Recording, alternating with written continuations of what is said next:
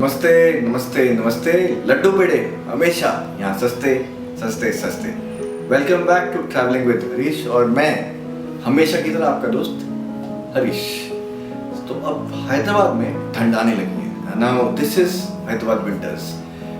पिछले साल तक मैं दिल्ली में था और दिल्ली में काफ़ी ठंड हो गई है, मगर हैदराबाद में भी मज़ेदार ठंड आने लगी है। बहुत ज़्यादा ठंडी नहीं, लेकिन अच्छी ठंडी। तो आज का हमारा टॉपिक है एक इंटरेस्टिंग टॉपिक हर बार की तरह कि हम कैसे अपने एनवायरनमेंट के लिए, अपनी समुदाय के लिए, अपनी कम्युनिटी के लिए नेक्स्ट जनरेशन पर काम कर सकते हैं, जिससे कि आगे वाली पीढ़ी खुश रहे। आगे वाली पीढ़ी खुश रहेगी तभी हमारा फ्यूचर शांत रहेगा। तो मैं आज आपको 10 वो तरीके बताऊंगा।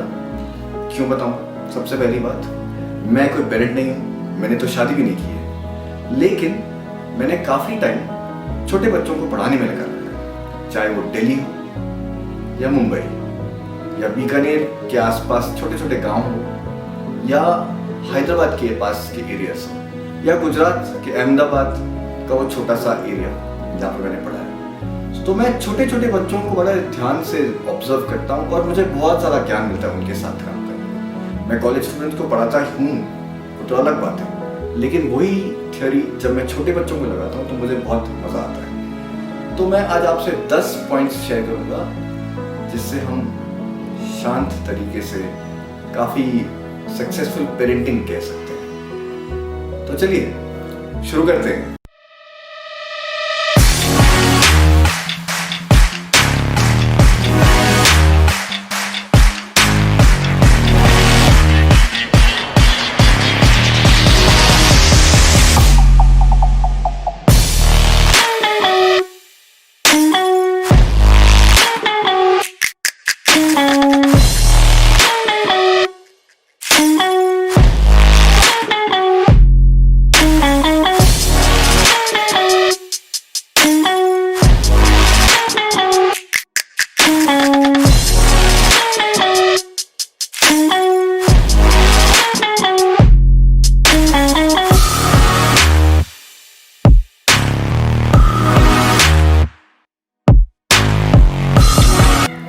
पहला पॉइंट, बच्चे का दोस्त बनिए। 0 से लेकर 5 साल के जो बच्चे हैं उनके आप दोस्त बनिए। उन्हें डांटिए मत, उन्हें दिखाइए मत कि मैं बड़ा हूँ, मैं टीचर हूँ, मैं पापा हूँ, मम्मी हूँ। उनका दोस्त बनिए, उनके साथ चीज़ें शेयर कीजिए, उनकी बातें सुने।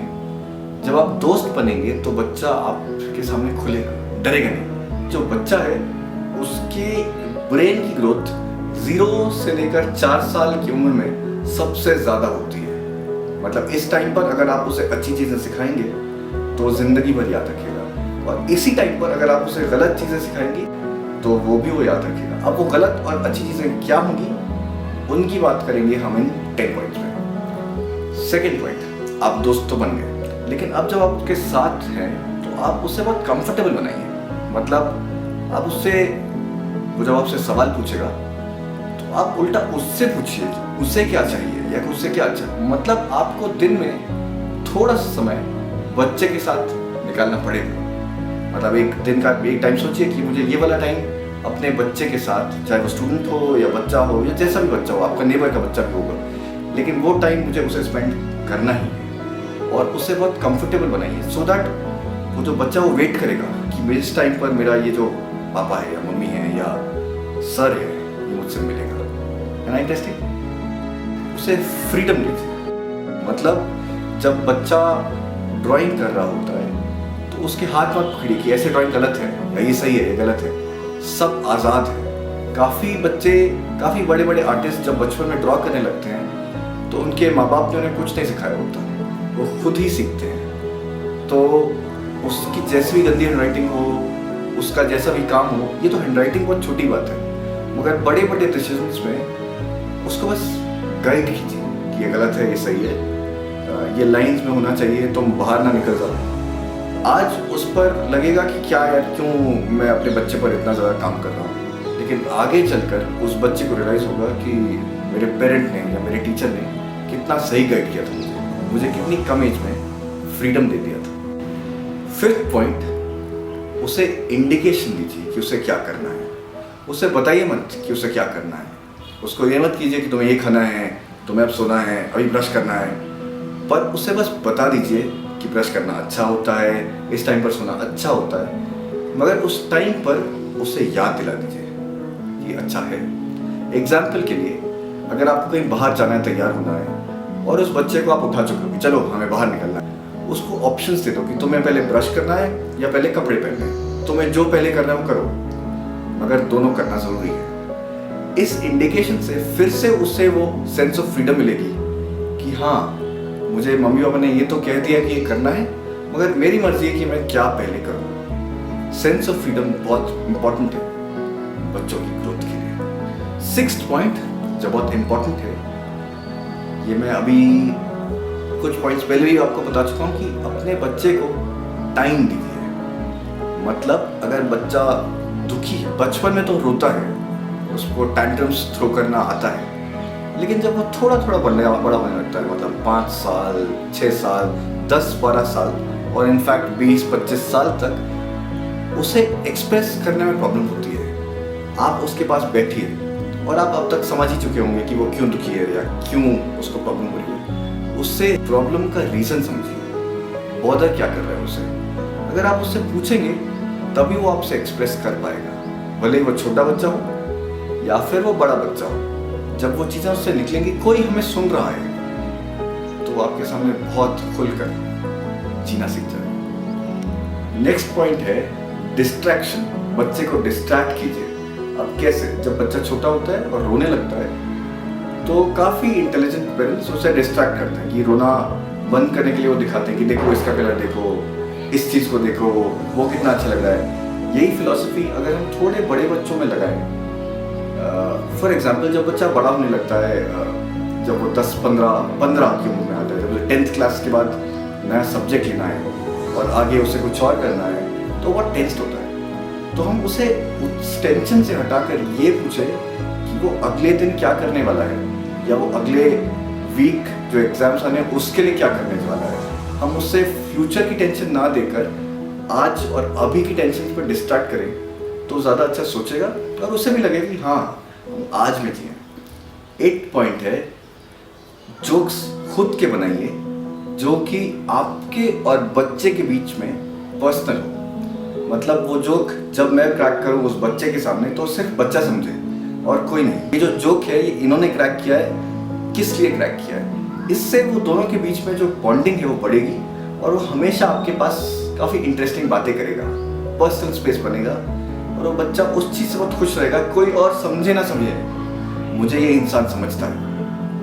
9th पॉइंट है, अच्छा टीचर बनिए। अब टीचर सब नहीं बन सकते और सबको बनना ज़रूरी भी नहीं है, लेकिन आप अपने फेवरेट टीचर जब आप छोटे थे याद कीजिए कि वो कैसा था या कैसी थी।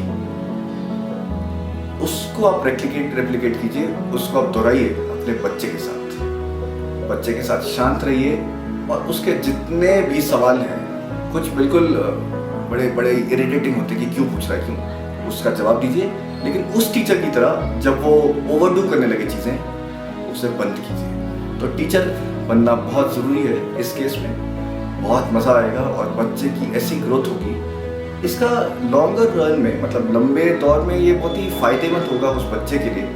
और वो बच्चा खुद रियलाइज़ करेगा कि मेरी मम्मी या मेरे पापा या मेरे वो भैया या मेरी कज़न जो भी थे, बहुत अच्छी बातें करते थे बचपन में। पॉइंट के 2 छोटे छोटे सब पॉइंट्स हैं। पहला सब पॉइंट, बच्चा जब भी टैंट्रम्स थ्रो करे, मतलब बच्चा जब भी कुछ ऐसी चीज़ करे जो कि बहुत अच्छी नहीं है, हम उस पर ना हंसें। मतलब मैं एग्जांपल देता हूँ। तो एक मेरी नीस है छोटी सी, वो रोती नहीं है, वो हल्का सा मुंह बनाती है और सब ताली बजाती है, अरे वाह ये तो नकली रो रही है। ये मैंने उसकी मदर, मेरी कज़न को भी कहा कि ये अभी तो बहुत छोटी है लेकिन बहुत जल्दी जल्दी ग्रो करेगी। मतलब महीना दर महीना में इसको पता है कि मैं ऐसे करूँगी तो लोग मुझ पर हंसेंगे और वो करती जाएगी। तो ऐसे छोटी छोटी टैंट्रम्स पर आप ध्यान दीजिए कि कुछ गलत हो रहा है तो ना हंसे। इससे बच्चे को एक एनकरेजमेंट मिलती है कि मैं ऐसा करते जाऊँ और लोग हंसते जाएंगे। जो दूसरा सब पॉइंट है कि आप बच्चे को कभी भी किसी और के सामने ना डांटें। अब पॉइंट क्या है कि हमें गुस्सा आता है, हम इंसान हैं, लेकिन जब हम बच्चे की केयर कर रहे होते हैं तो हमें सुपर इंसान बनना पड़ता है। तो आप ध्यान दीजिए कि आप बच्चे को घर पर डांटना चाहते हैं तो कितना भी डांटें, कितनी भी आंखें दिखाएं, लेकिन बाहर उसे ना डांटें, क्योंकि वो बात याद रह जाती है बच्चे को। उसे एम्बैरेसिंग सिचुएशन उसको फेस करना पड़ता है, वो उसे हमेशा याद रहेगी लाइफ में कि कब मुझे इन्होंने उनके सामने डांटा था, कब मुझे मेरे पेरेंट ने या मेरे टीचर ने मेरे दोस्तों के सामने डांटा था। मेरे ख्याल से अब 10 पॉइंट समझ चुके होंगे, और ये बात भी अब अच्छे से समझ गए होंगे कि बच्चों को ग्रूम करना या बच्चों को पालना बहुत बहुत मुश्किल होता है, बहुत मज़ेदार है। तो मेरे 10 पॉइंट ख़त्म। ध्यान दीजिए इन सब 10 पॉइंट्स का, बच्चों को हर्ट ना करें तो ज़्यादा मज़ा आएगा। मैं मिलता हूँ आपसे नेक्स्ट वीक फिर से, तब तक के लिए नमस्ते नमस्ते नमस्ते। लड्डू पेड़े हमेशा यहाँ सस्ते सस्ते सस्ते।